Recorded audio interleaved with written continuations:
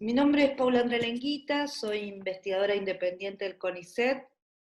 Desde hace más de 20 años estoy en esta institución. El lugar de trabajo es el Centro de Estudios e Investigaciones Laborales, donde coordino un programa de investigaciones que se llama Movimiento Obrero, Estudios Críticos sobre el Movimiento Obrero en Argentina.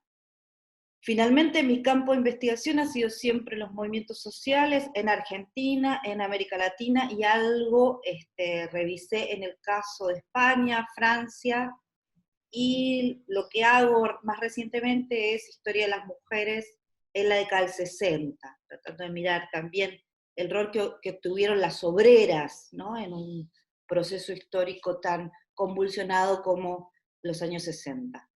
Eso a tono de presentación. Lo que me trae aquí es la preocupación que todas nosotras tenemos, todos nosotros tenemos, por un reconocimiento del rol de las mujeres en la historia de la ciencia, por el reconocimiento del rol de las mujeres y de las diversidades sexuales actualmente en el sistema científico, y en ese sentido la propuesta es introducir ambas discusiones, tratar de hacer un brevísimo reconto del esfuerzo que significó para las mujeres no solamente participar en la producción de conocimiento, sino más aún en el reconocimiento sobre esa participación. Este es como el primer gran nodo de discusión que les propongo en este sentido, porque lo que se observa claramente es que hay una suerte de ocultamiento de esa participación de las mujeres en la larga historia reciente. Es un ocultamiento que se revisa a partir de la segunda ola del feminismo y se reconoce de alguna manera incluso otra historia para comprender la producción de conocimiento y la ciencia en general. Vamos muy rápidamente a este reconto. Uno podría decir en principio, tal y como mencionamos recién, que hay una larga tradición en la participación de las mujeres en la creación de conocimiento científico, en la creación de conocimiento humano. Por algo llama mucho la atención este esfuerzo más reciente que ponemos las historiadoras, que ponemos las mujeres, que ponemos las científicas en ese reconocimiento. Y entonces llama mucho la atención también cuál es la historia de alguna manera violentada, ocultada, ¿no?, invisibilizada de ese proceso histórico.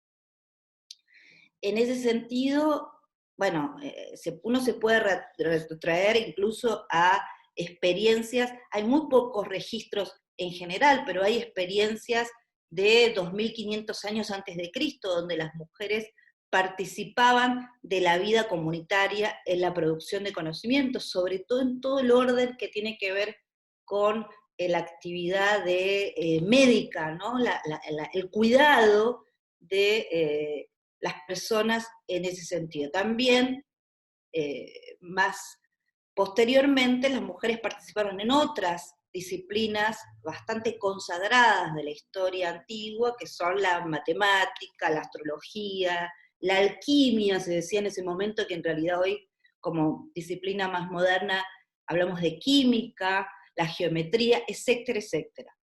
Sin embargo, y ahí es ahí donde empieza a aparecer esta historia entrecruzada entre la política, la violencia, la producción de conocimiento, que es el momento de la Edad Media, donde muchas de estas sabias mujeres, estas mujeres que tenían capacidad de producir conocimiento, fueron directamente forzadas, directamente perseguidas, directamente ejecutadas por todo un movimiento, por supuesto, religioso, pero que atentó contra este principio y esta capacidad de las mujeres de producir conocimiento. Ese exterminio, se lo puede llamar así, de la Edad Media, sobre las brujas, ¿no?, la famosa caza de brujas, sobre que la historiografía feminista ha escrito bastante, pero todavía debe reconocérsele un fuerte desafío en ese sentido, para comprender la historia de la violencia sobre las mujeres, la historia de las violencias sobre los saberes de las mujeres en la Edad Media. Por supuesto, ¿esto qué hizo? En definitiva, alejar de estos saberes a las mujeres y recluirlas, casi les diría, en situaciones de comadres, ¿no? En la propia institución del nacimiento y del cuidado. Ahora bien, muchas de estas mujeres siguieron, y algo decíamos en la introducción inicial, que seguramente no quedó grabada, que muchas de estas mujeres siguieron participando de la vida activa de esa producción de conocimiento en los núcleos familiares, es decir, eran quienes acompañaban, y lo digo con muchas entre comillas, quienes ayudaban, asistían a maridos, hermanos, eh, padres, en la producción de conocimiento. Es preciso entonces detenernos en este momento de la Edad Media para entender la violencia inaudita que sufrieron estas mujeres sabias, estas brujas, a la hora de perder ese capital político, perder esos saberes desde el punto de vista de la producción de conocimiento. Otra etapa se inicia, y no lo voy a hacer mucho más larga, con el surgimiento de las universidades en el siglo XVI. Ustedes saben que las mujeres fueron segregadas justamente por este proceso político de los ámbitos universitarios y solo podían de alguna manera resignificar esa capacidad de producción de conocimiento en ámbitos como monasterios, conventos, en lugares de reclusión. No es menor, ¿no? Ustedes bien ven que estoy haciendo, intentando hacer una historia de este proceso de represión por el cual hoy nos lleva a hacer un enorme sacrificio para efectivamente reconocer el trabajo de las mujeres en la actividad científica. Entonces, la revolución científica del siglo XVI y XVII pone a algunas mujeres en disciplinas claves de ese proceso político, como la biología, la física, la astronomía, pero siempre en este sentido ya más segregado, producto de la represión que antes mencionamos. Por lo tanto, la ciencia moderna, como el Estado moderno, están concebidos desde una cosmovisión patriarcal, y ha debido darse un fuerte esfuerzo político del movimiento de mujeres para revertir esta tremenda violencia política sobre nuestra participación en el sistema científico. Un mojón, si ustedes quieren, de esa crítica, un lugar, un momento epocal de esa crítica es sin duda el movimiento sufragista. El movimiento sufragista no solamente da cuenta de la invisibilización, el ocultamiento de las mujeres como sujeto político, sino da cuenta de la invisibilización y el ocultamiento de las mujeres como sujetos de saber, como sujetos de conocimiento. Es enorme la lucha, es un siglo de lucha de las sufragistas, un movimiento internacional del que hay que también dar mayor cuenta por la capacidad que tuvo en términos de resistencia, ¿no?, al modelo patriarcal, pero sin duda es este ciclo de apagón, como solemos decir algunas, apagón de cuál es la participación de las mujeres en la constitución de la ciencia moderna y de la revolución científica. Un dato nada más. Las mujeres en este periodo de fuerte resistencia, en este impulso, digamos, del sufragismo como crítica profunda al Estado moderno, podemos dar cuenta de, por ejemplo, una revolucionaria francesa como Lippe de Gaulle, que lo que hizo no fue nada menos que participar activamente con el conjunto de filósofos políticos que fueron dando inicio a la Revolución Francesa, y sufrió, producto de su enorme protagonismo, también la violencia política. Fue guillotinada, ¿no?, a pocos pasos de haberse constituido finalmente el proceso revolucionario.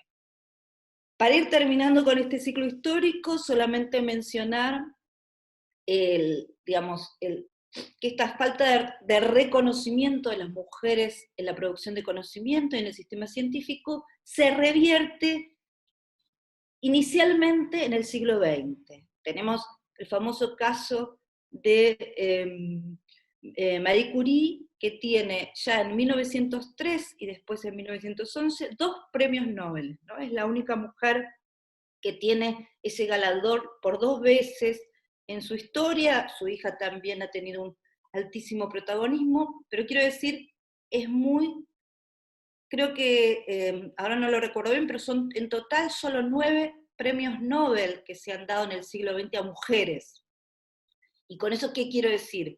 Es muy corto el reconocimiento, es muy pobre el reconocimiento que han tenido las mujeres en el siglo XX a pesar de el enorme esfuerzo que ha hecho el movimiento de la segunda ola del feminismo a partir de los años 60 por ese reconocimiento.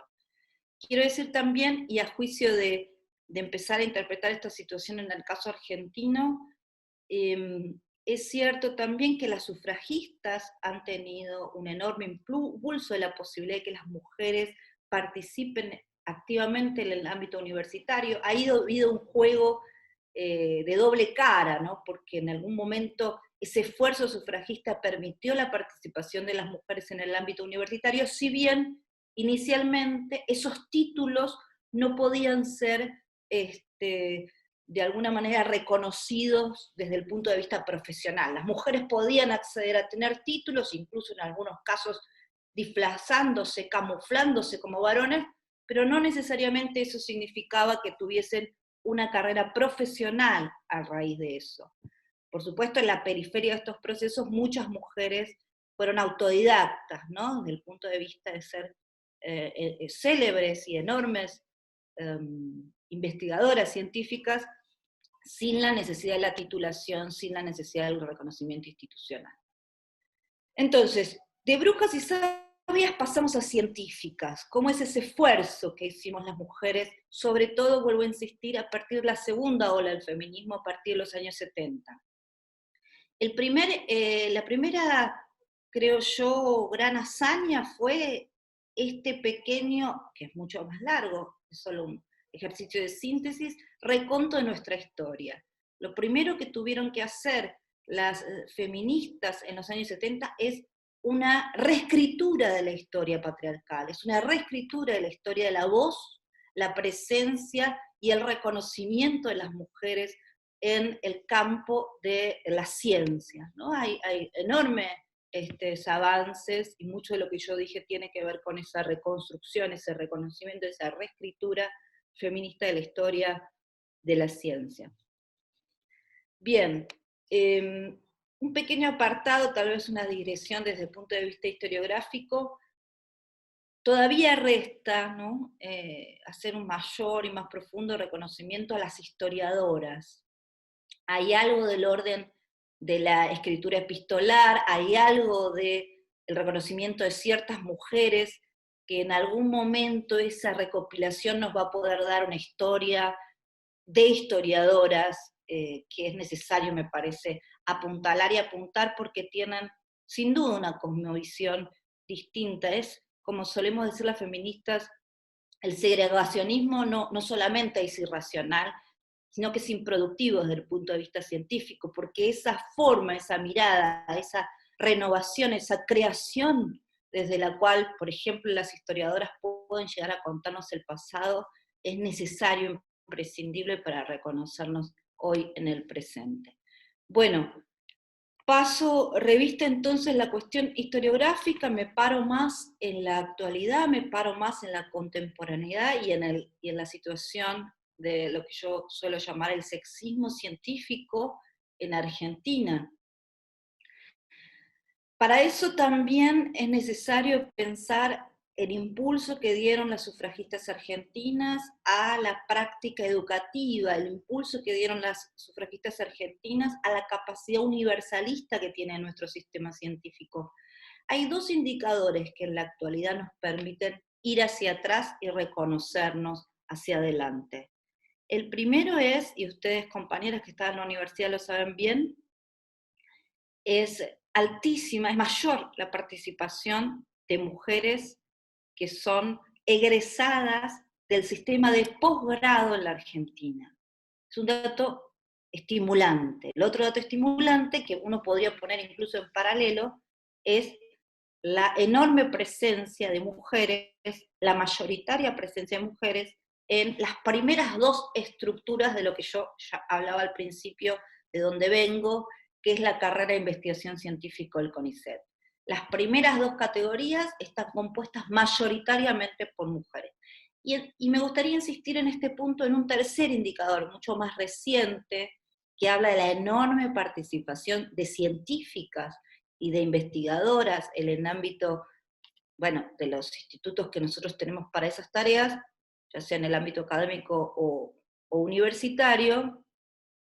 Es un último indicador que quisiera traerles, es producto de un informe de junio de este año, donde el CEIBER, que es una estructura editorial internacional de literatura científica, puso a la Argentina como único país en donde esa paridad es aún mayor, es mejor en beneficio de las mujeres.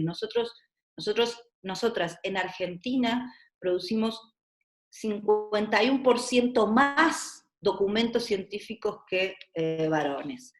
Así que son indicadores muy saludables, son indicadores de presencia, no así de reconocimiento, que es de lo que venía hablando antes, de presencia femenina en la Argentina. La Argentina es un caso bastante singular en este sentido, una singularidad inconclusa, podemos decir, porque no sabemos hacia dónde va, pero sí es cierto que la participación es muy alta. Yo tomaría, para refrescar esta situación, para considerar esta mayor participación de mujeres en Argentina en el sistema científico, en primer lugar, lo que decía, ¿no? El enorme esfuerzo de sufragistas y de las feministas, que en realidad la particularidad del caso argentino es que el feminismo en los 70 no fue tan